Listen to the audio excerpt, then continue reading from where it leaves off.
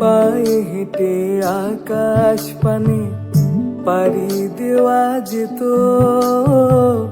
সেই পথ আবার তোমার কাছে আমায় নিয়ে যেত, আমায় নিয়ে যেত। সায়র শেষে আকাশ নামে তারা জলে শত, সায়র শেষে আকাশ নামে তারা জলে শত। ডানা ভাঙা পাখির আবার ঘরে ফেরা হতো, ঘরে ফেরা হতো। তবে তোমার সাথে